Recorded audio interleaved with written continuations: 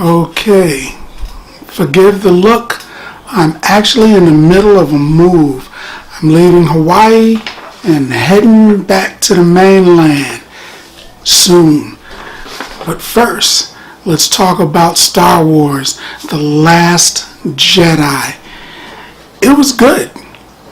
I was a little skeptical because the last one was okay. I figured maybe they wouldn't get 2 hits in a row. A lot of movies that have had series lately have been not so good. But this one actually, it was not bad. It stars Daisy Ridley as Rey. I believe I said that. John Boyega as Finn. Mark Hamill, of course, as Luke Skywalker. Every time he talked, though, I could hear the Joker, because he plays the Joker, too, in the cartoons. Adam Driver as Kylo Ren. He's getting better. Kelly Marie Tran as Rose. I liked her character, but once I got an idea of what they brought her in for, I'm not sure if I like that too much. Benicio del Toro. They got a powerhouse actor in there, and he plays a guy named DJ, and he's Benicio del Toro. He's always going to be, Benicio del Toro in the movie as Benicio del Toro, and he was good. He's always good. He's one of my favorite actors. First off, I want to say this. Listen to the names of the characters, even the people who are in the back pushing buttons when they're like, Joe, give me a cup of coffee. Listen to everybody's name, because I caught 2 of them. One of them I knew from before, one of them I caught this one. One of them, a character who's a popular person, I won't spoil it. His name is Slow and Low. And if you think about it, his name is Slow and Low. And his character's kind of a mellow kind of a guy, so Slow and Low makes sense. And if you think about Finn's name originally, when he was a stormtrooper, was FN2187. And if you put that together, he's effing to 187. He's effing to 187. He's effing to 187.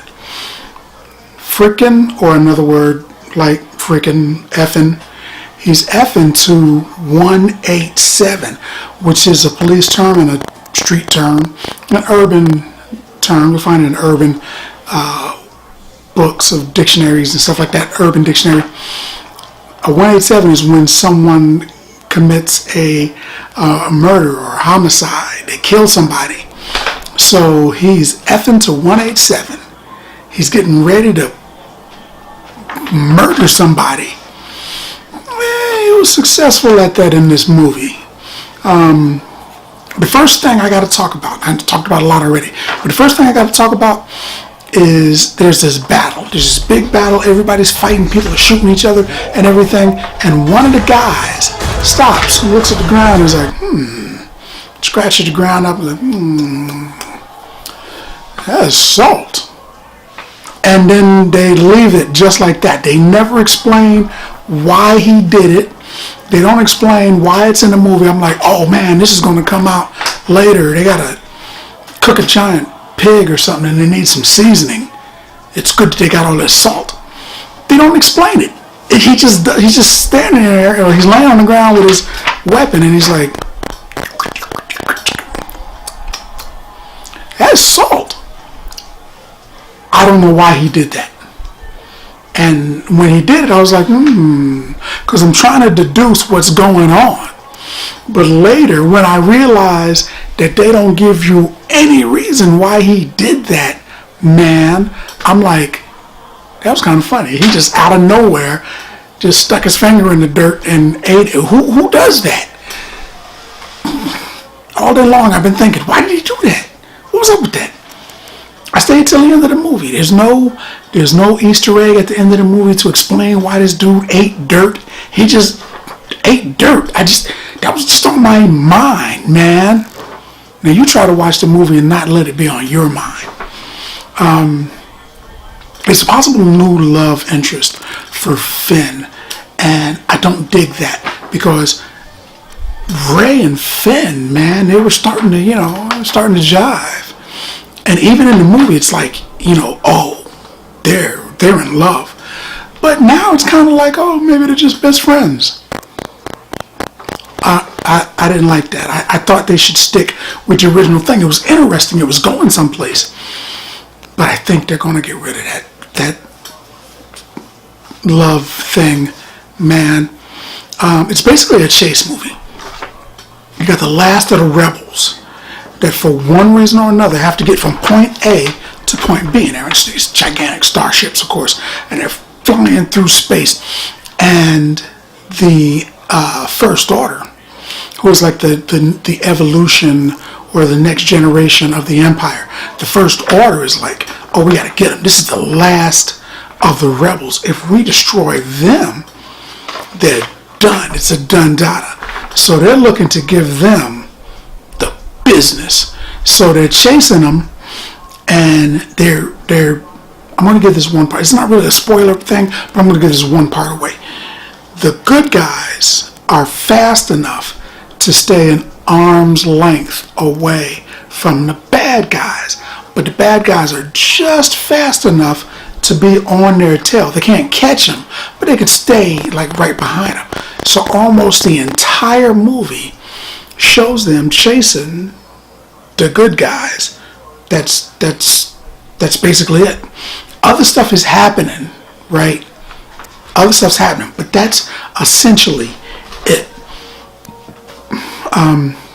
Rey looks for Luke Skywalker. She's like, dude, you got to teach me how to use the Force. And he's reluctant, of course. I mean, young samurai comes to the old samurai, asks for, lessons, or the young gunslinger goes to the old rugged gunslinger and he's like, teach me how to Dougie, teach me how to fight, man. And they don't want to do it for one reason or another. It's in every movie. He didn't want to do it, but eventually, of course, he does it. This movie's got a lot of younger actors taking on positions that were initially held by other actors. Like the big bad is now this person, and the love interest is now this person, and the super powerful Jedi person is now this person. So they're doing it in a really cool way. They're moving characters that we know into other characters that we dig also. So it's kind of good. It's kind of good that they do that. I like it's a new generation. I was familiar with the old characters. The old characters are really cool. And when you think Star Wars, you think about particular people. But now it's moving on to a new generation. A lot of movies try to do that. They don't do it that well. This movie, I think, is doing it well. It's moving from, the characters remember in our youth to characters we could dig today. And I think they're doing it well. I think they're doing a good job. Kylo Ren is considerably more formidable in this movie. Before they were like, he was just an angry kid with a gun in his hand, shooting everybody. Now he's a sniper on a roof, and he's picking off whoever he wants to. He's got an idea of how he wants things to go, and they're going to go his way, or you're going to get a laser in the face, man. So that's essentially the movie. I'm going to give this movie 9 bags of popcorn. Yep, it was that good. At least it was that good to me. Again, I stayed till the end, like I always do. I stayed there till they were sweeping the floors. There is no Easter egg. It sucks, but what are you gonna do? So, did you dig the video? Did you dig the content? If you like it, subscribe. And then like. Popcorn passport. Get your popcorn passport. Popcorn passport.